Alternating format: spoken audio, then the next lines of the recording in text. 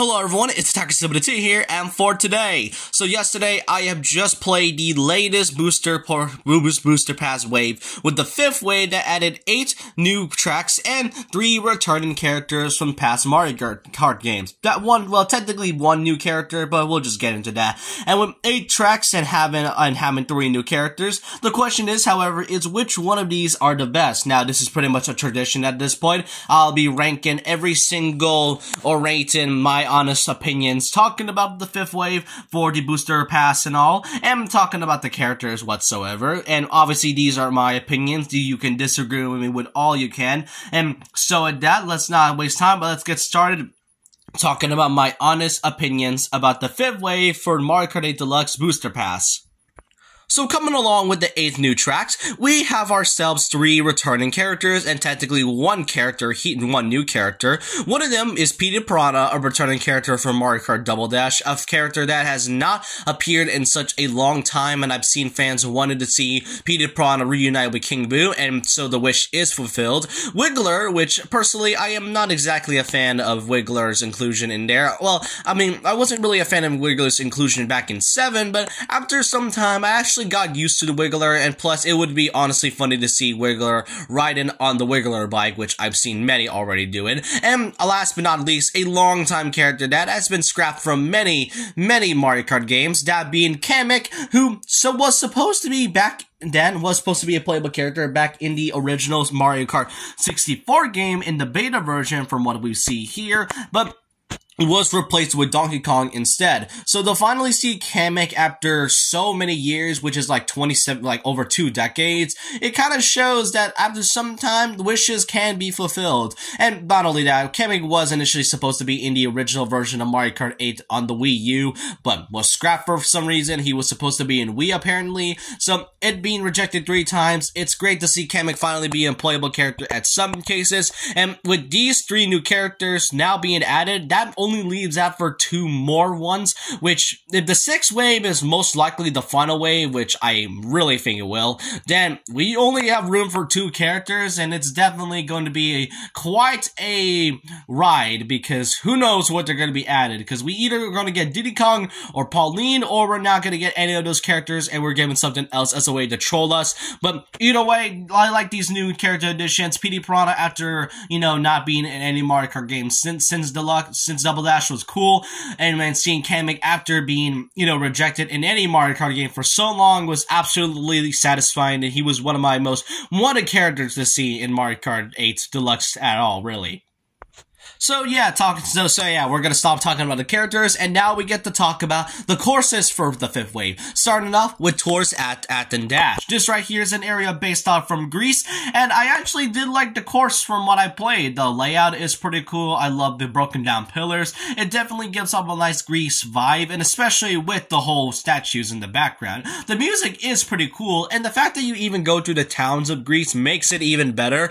And really, I just like the details in it, and really anything else. I'm glad that this doesn't really look like a track that came from Tour, because with all the things that is happening, it's definitely a pretty cool course in my opinion. It's pretty great though, so I'll give it about a 7 out of 10. Athens Dash is a really great course to start off with, but our next course to talk about is a longtime fan favorite that fans have been wanting for. That was Daisy Cruiser from Mario Kart Double Dash. Daisy Cruiser is such a great and creative course back in the GameCube days, from the fact that you ride through an entire ship and pretty much going through a lot of things. You saw it at the very top, you go through the pool, and then not only that, when you go through the area, the dining area, I love how the dining tables pretty much move side to side as a way to block, as a really great obstacle course. Music is great as always, and not only that, this right here is basically the Mario Kart 7 version, as you can go underwater on, like halfway to the track. So yeah, I am glad about that, since I do personally prefer the 7 version of Daisy Cruiser over the GameCube one. I apologize for those who prefer the original version of Daisy Cruiser, but still, I like this course, and it's not because of nostalgia purposes, it's really because I love how creative this course can really be. So it is around a 9 out of 10 personally.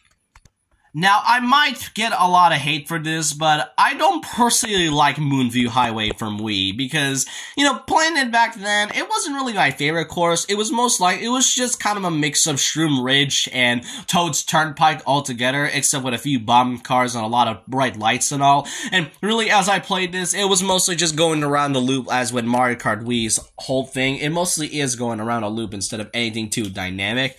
I do really like some parts, such as the fact that, we get to see a lot of references in the background. The one thing that made fans upset was that in this particular one, it doesn't have the Pikmin font, since I did not know there was a Pikmin font in the Wii version before, doing this whole thing. But really, it's kind of nice to see, but like I said, this is only a mix of Toad's Turnpike and, Shroom Ridge altogether, so I guess I will pretty much put it at around the very bottom, like a 4 out of 10, maybe a 5. It's not really my personal favorite. I know fans are gonna hate me for this because of it. I do like the music though as well. Which is pretty much a point for that. And our last course for the Feather Cup is a brand new course, Squeaky Clean Sprint, a whole course based off a bathroom.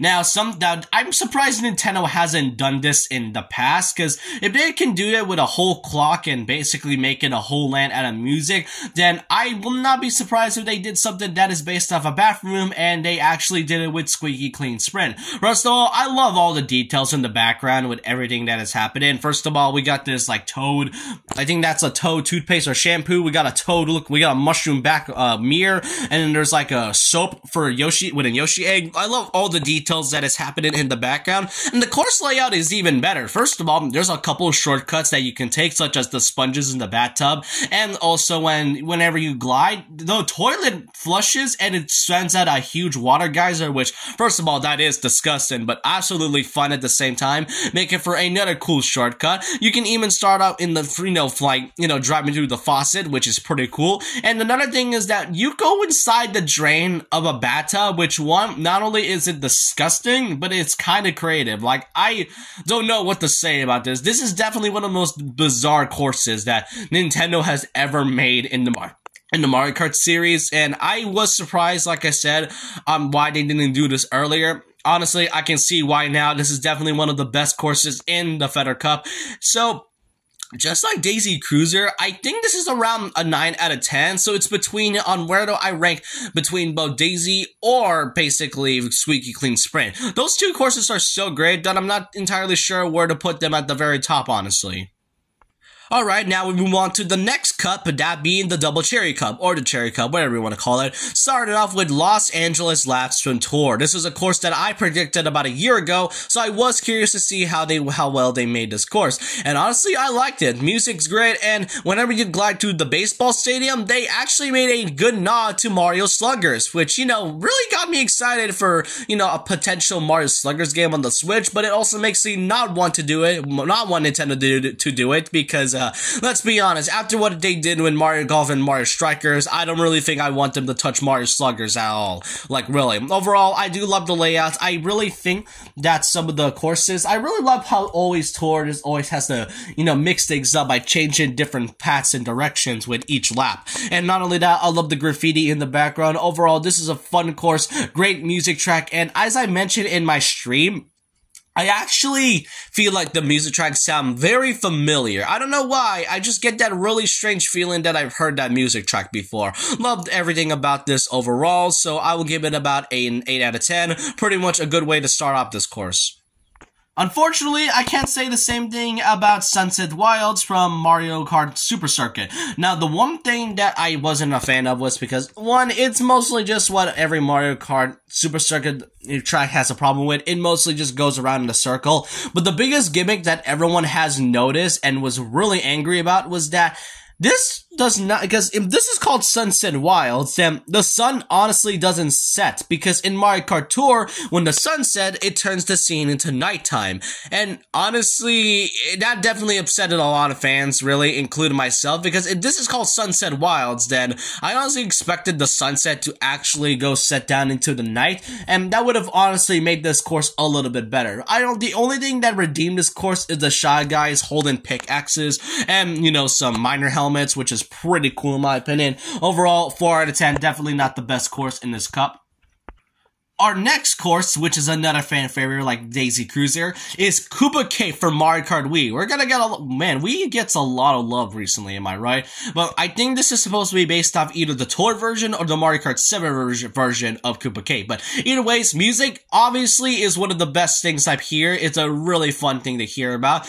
And the track layout is great. You start out pretty much in a simple road, then you go to the streams of the whole of river, then you go down the ocean where unfortunately they did remove the spinning electrical wires, which I didn't get why exactly. I guess it kind of trying to prevent any sort of logic, but then again, this is Mario. I don't really think logic applies at any point, as this is supposed to be a creative course, but either way, this is such a fan favorite track. I love it so much, not because of nostalgia purposes at all. It's really because this is a really fun course to be in, and I honestly like the 7 version. The only thing I am a bit down is the fact that they removed the electric wires, but I'll give this around a 9 out of 10.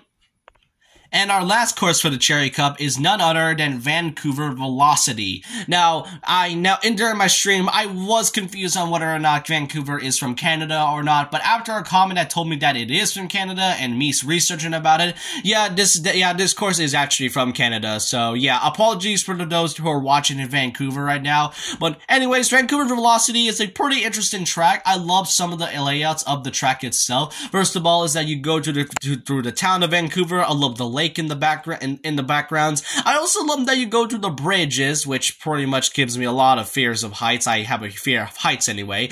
Music is pretty cool, and I love the setting of this whole thing. I love how it takes place in the night sky and all, and I really love some of the structures that they've given out, especially these. I guess those are supposed to be boats from. I love also the boats in the background that has the Mario characters in it. So really, that's just pretty much a great thing. Unfortunately, the last lap didn't leave much to desire. Usually when it comes to a last lap in any tour course, that has something pretty cool or amazing, like with Singapore Speedway or anything else. But overall, I will give this around a 7 out of 10. And these are my honest thoughts and opinions about every course in Mario Kart 8 Deluxe Booster Pass for the 5th wave. Now, if I have to rank them all personally, if I had to rank them all personally, I would say that Squeaky Clean Sprint and Daisy Cruiser are tied to be in first place. Let's see, Athens Dash is definitely behind those two, and Moonview Highway is not exactly my favorite.